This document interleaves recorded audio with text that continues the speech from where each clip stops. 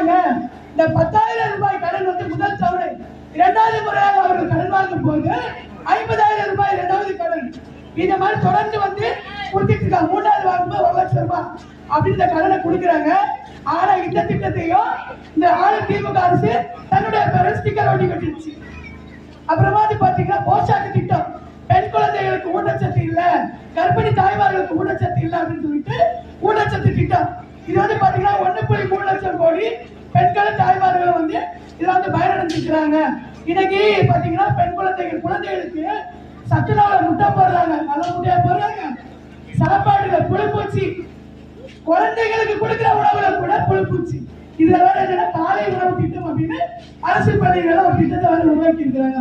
அந்த திட்டங்களை உண்மையிலேயே உணவு நல்லா இருக்கிற மாதிரி இவ்வளவு சீனை போட்டுக்கிறாங்க. எல்லாமே அது எல்லாத்தையும் ஊழல். அதாவது 1 ரூபாய்க்கு நீ அரிசி கொடுத்துட்டு அந்த 1 ரூபாய் அரிசியில நீ 80 காசு அரிசி மாத்திக்கிறாங்க. என்ன சுத்தமா இருக்கும்? ஊழல் மட்டும்தான் இருக்கும். இலவச ஆரம்ப சுகாதார மையங்கள் 1.18 லட்சம் ஆரம்ப சுகாதார மையங்கள் வந்து உருவாக்கி இருக்கிறாரு நம்மளுடைய மோடிஜி அவங்க. அதுல வந்து ஒரு மிக சிறப்பான ஒண்ணு, அதாவது வடபள்ளி அப்படின்ற இடத்துல ஆரம்ப சுகாதார நிலையத்தை ஆக்கிரமித்து பயன்படுத்தி இருக்கிறாங்க. கணிதா ஒரு செவிலியர், அந்த செவிலியருடைய கணவர் யாருன்னா ஷாக்குமார் அப்படின்னு ஒரு திமுக நிர்வாகி. ஆரம்ப சுகாதார நிலையம் எதுக்காக கொடுத்திருக்கிறாங்க? சிறு குழந்தைகளுக்கு தடுப்பூசி போடணும், கர்ப்பிணி தாய்மார்களுக்கு தடுப்பூசி போடணும். அந்த ஏன் போடுறீங்களா? நீங்களா நல்லா இருப்பீங்களா? அப்புறமா ஆயுஷ்மான் பாரத் திட்டம். ஆயுஷ்மான் பாரத் திட்டம் என்ன கொடுத்திருக்காங்கன்னா, இவங்க வந்து 2 லட்சம் ரூபாய் வந்து காப்பீடு கொடுத்தாங்க, மருத்துவ காப்பீடு. அது வந்து ஆயுசு முழுவதும் அந்த 2 லட்சம் ரூபாய்.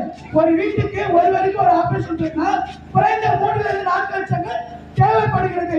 நம்முடைய பாரத பிரதமர் என்ன சொன்னார் அப்படின்னா, 2 லட்சம் ரூபாய் வச்சு எத்தனை பேருக்கு ஒரு குடும்பத்தில் நம்ம வந்து இதை வந்து பார்த்துக்க முடியும், மருத்துவம் பார்க்க முடியும்.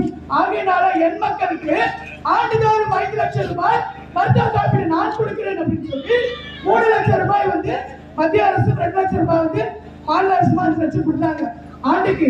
கடைசி என்ன பண்ணாங்க தெரியுமா? நடுக்கடல் அப்பனுக்கு இறந்து போன தனது தந்தைக்கு பேனா வைக்கிறதுக்கு அவங்களுக்கு நிதி இருக்கு. ஆனா இந்த மருத்துவ காப்பீடு திட்டத்துக்கு கொடுக்கிறதுக்கு அந்த 2 லட்சம் ரூபாய் இல்ல. 2 லட்சம் கொடுக்குறாங்க, பணம் இல்லைன்னு 1 லட்சம் மாத்தினாங்க.